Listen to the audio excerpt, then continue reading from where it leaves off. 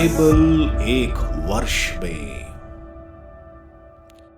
नमस्कार, आप सबका बाइबल एक वर्ष में स्वागत है।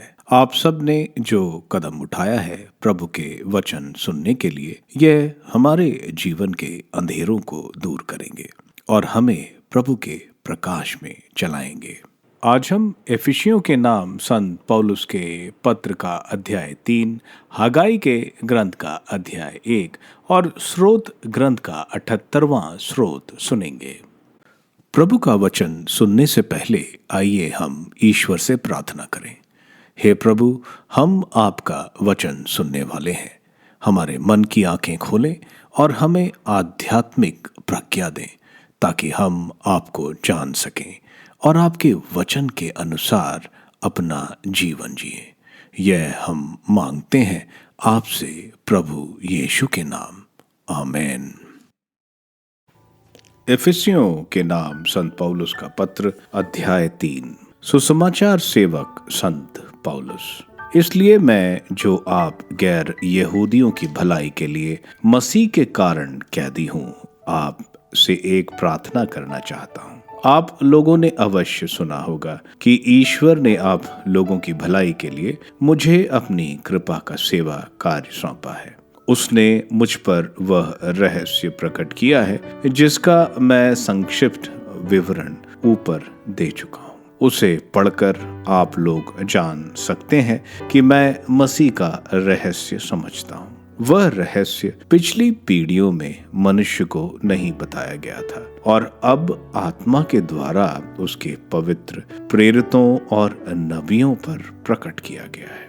वह रहस्य यह है कि सुसमाचार के द्वारा यहूदियों के साथ गैर यहूदी एक ही विरासत के अधिकारी हैं, एक ही शरीर के अंग हैं और ईसा मसीह विषयक प्रतिज्ञा के सहभागी हैं। ईश्वर ने अपने सामर्थ्य के अधिकार से मुझे यह कृपा प्रदान की कि मैं उस सुसमाचार का सेवक बनूं। मुझे, जो संतों में सबसे छोटा हूँ, यह वरदान मिला है कि मैं गैर यहूदियों को मसीह की अपार कृपा निधि का सुसमाचार सुनाऊं और मुक्ति विधान का वह रहस्य पूर्ण रूप से प्रकट करूं जिसे समस्त विश्व के सृष्टिकर्ता ने अब तक गुप्त रखा था। इस तरह कलीसिया के माध्यम से स्वर्ग के दूत ईश्वर की बहुविध प्रज्ञा का ज्ञान प्राप्त करेंगे। ईश्वर ने अनंत काल से जो उद्देश्य अपने मन में रखा था, उसने उसे हमारे प्रभु ईसा मसीह द्वारा पूरा किया। हम मसीह में विश्वास करते हैं, जो इस कारण हम पूरे भरोसे के साथ निर्भय होकर ईश्वर के पास जाते हैं। इसलिए आप लोगों से मेरी प्रार्थना है कि मैं आप लोगों के लिए जो कष्ट सह रहा हूं, उसके कारण आप हिम्मत न हारें, क्योंकि इसी में आप लोगों का गौरव है।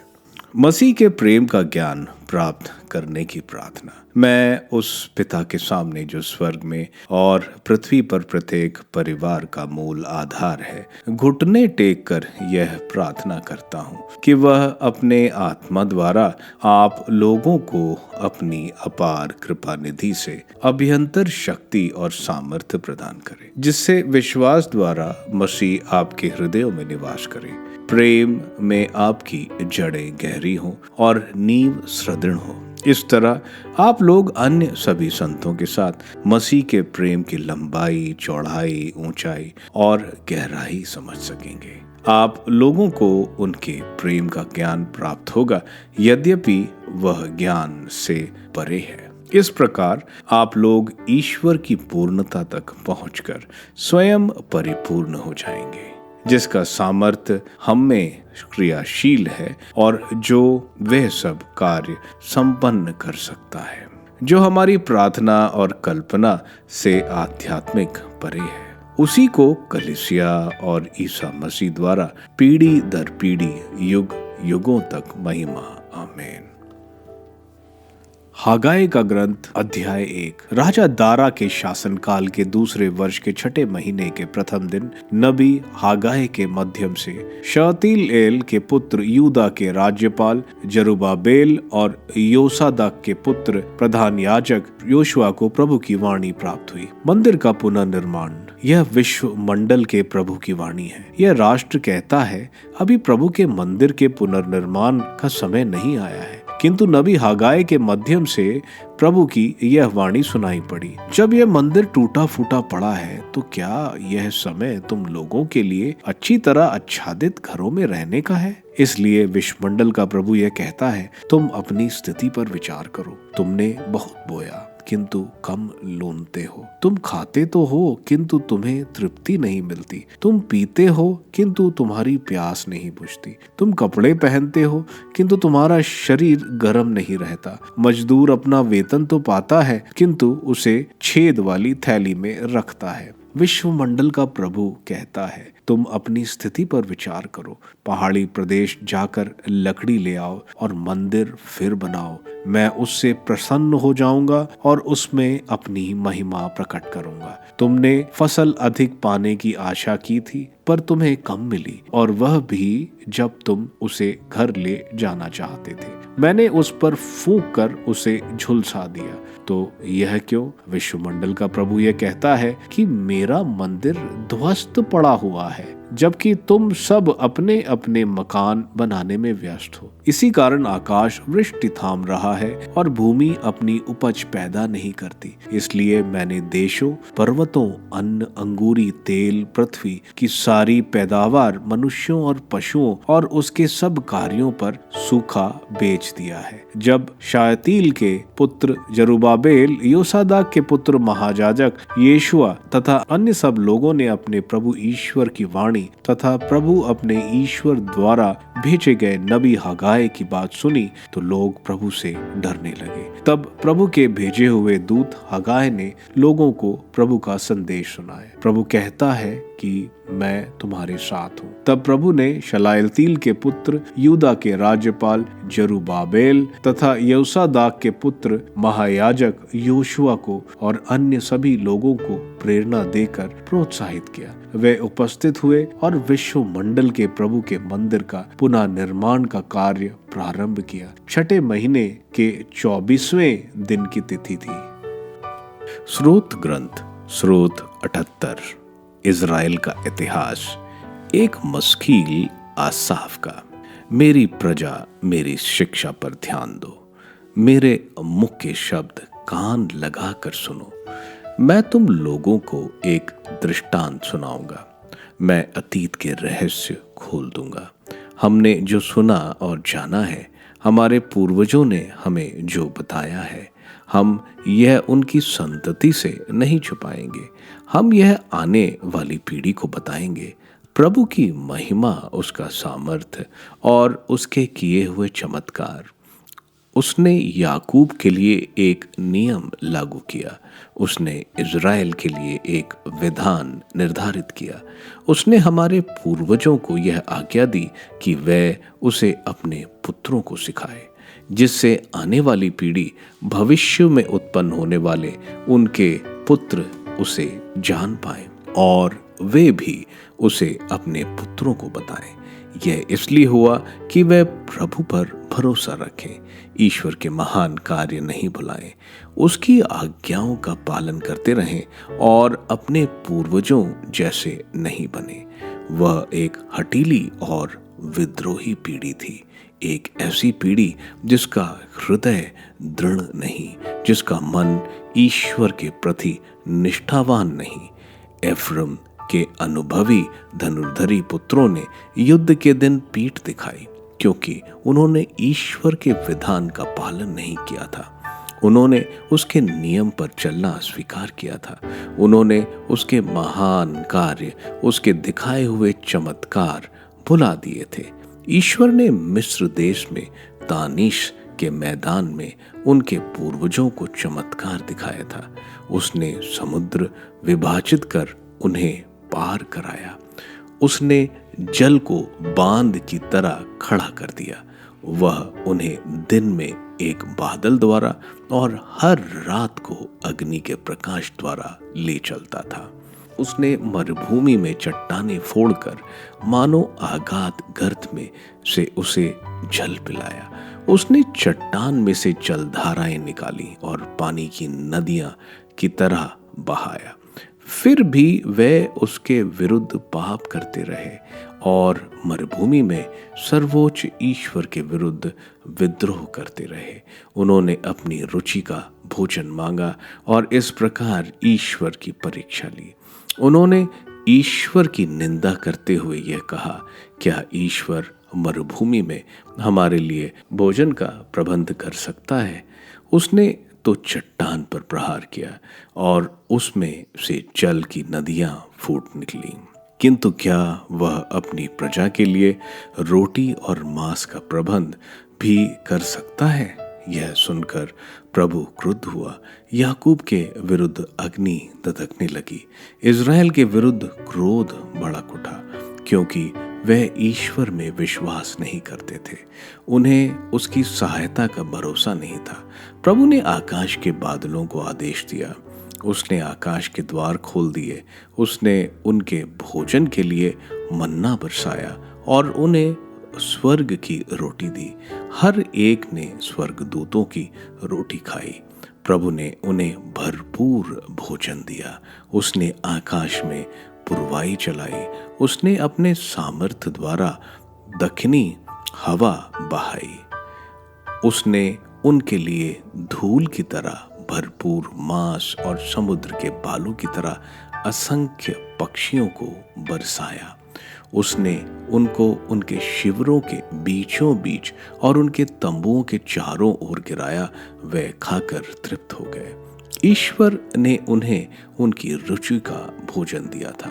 वह अपनी लालसा को शांत नहीं कर पाए थे। उनका भोजन अभी उनके मुंह में ही था कि ईश्वर का क्रोध उन पर भड़क उठा। उसने उनके शूरवीरों को मारा। उसने इज़राइल के युवकों को भूमि पर बिछा डाला।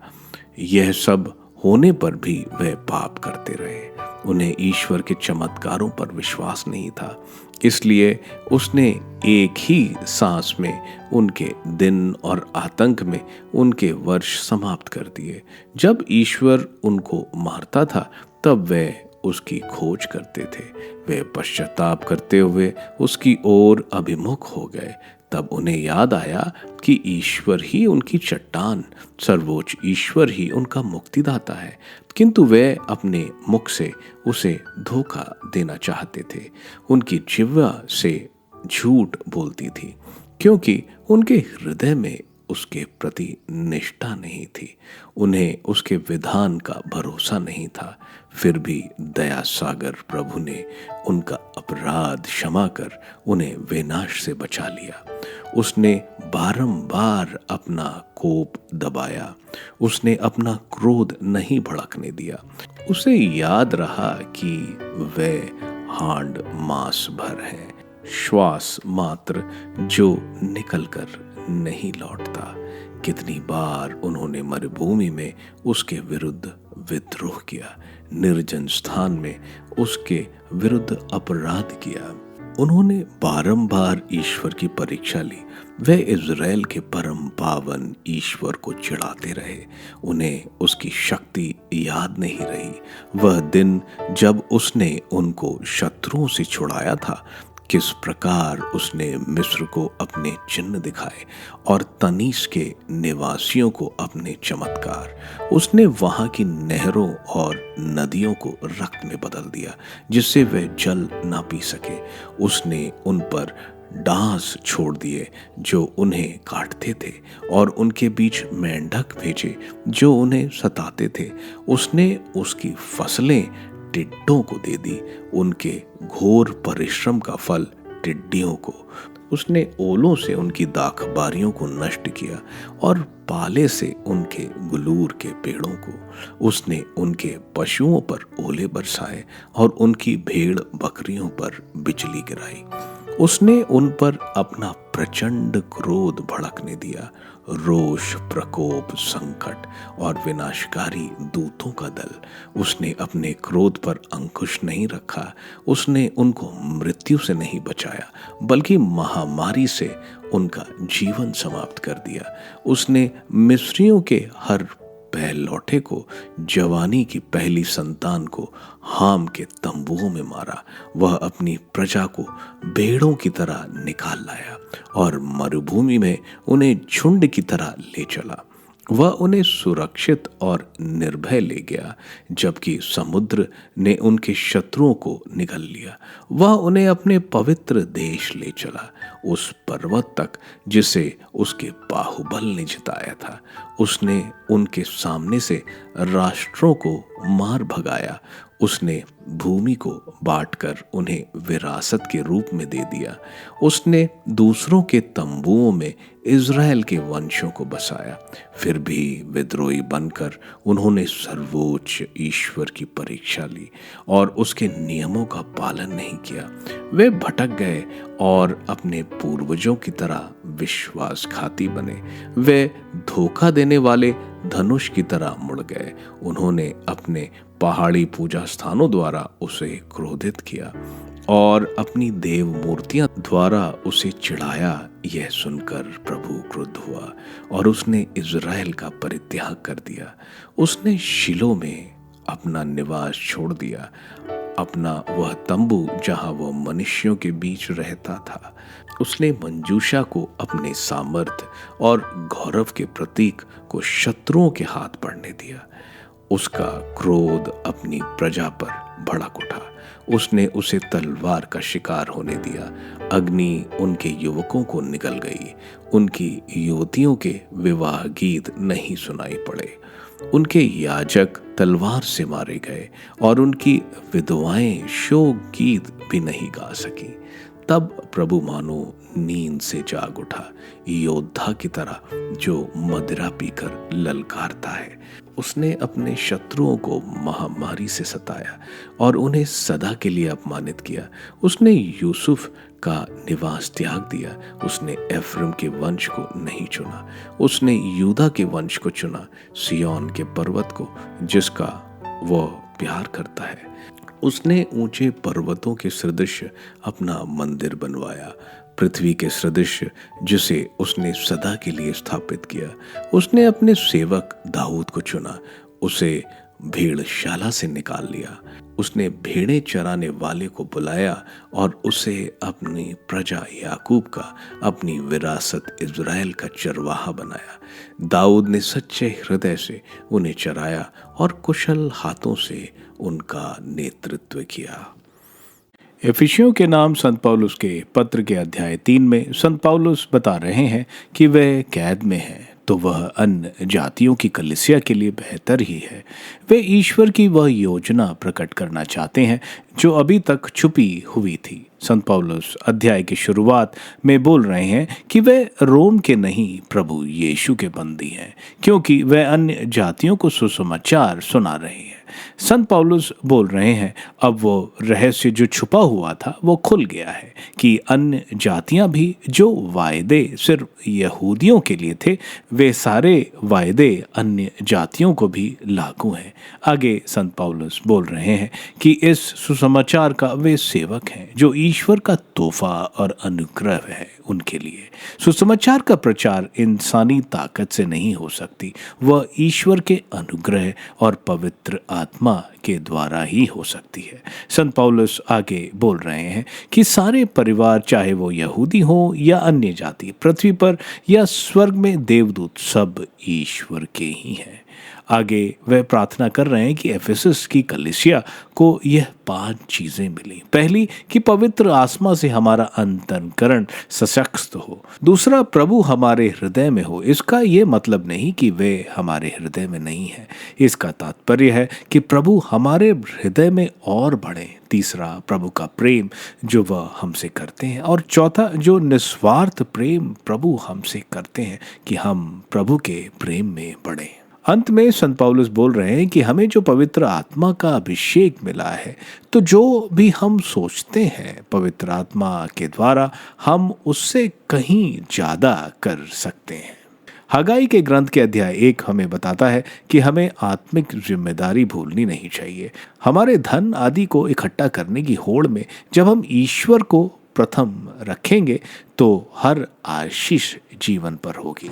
अध्याय की शुरुआत हगाय जरुब्बाबेल और पुरोहित योशुआ को मंदिर बनाने को कहते हैं, लेकिन यहूदी बोलते हैं कि अभी सही समय नहीं है प्रभु के टूटे मंदिर को बनाने का। ईश्वर बोलते हैं, तुम लोग अच्छे घरों में रह रहे हो, लेकिन मेरा घर उजड़ा पड़ा है, इसलिए तुम जो भी कार्य करते हो उसमें सफलता नहीं पाते। जरुब्बाबेल और योशुआ हगाई के द्वारा ईश्वर की बात मान जाते हैं और मंदिर बनाने का काम शुरू करते हैं। यह देखकर ईश्वर उनको बोलते हैं कि वह उनके साथ हैं। स्रोत ग्रंथ का 78 स्रोत एक यहूदी इतिहास की याद का स्रोत है। यह स्रोत यहूदियों को ईश्वर द्वारा मिस्र से दास्तां से छुड़ाकर जब दाऊद को सिंहासन पर बैठाया गया है उन सब बातों को बता रहा है। इज़राइल के पाप और ईश्वर की क्षमा हमें यहाँ देखने को मिलती है। आप सबको धन्यवाद ईश्वर के वचन सुनने के लिए। मैं आपसे विनती करता हूं कि आप बाइबल एक वर्ष में को दूसरों के साथ शेयर करें, क्योंकि प्रभु का वचन स्वयं प्रभु यीशु है। प्रभु को दूसरों को देने वालों को प्रभु की आशीष जरूर मिलेगी। मैं आप सबका बड़ी बेसब्री से कल इंतजार करूंगा। धन्यवाद।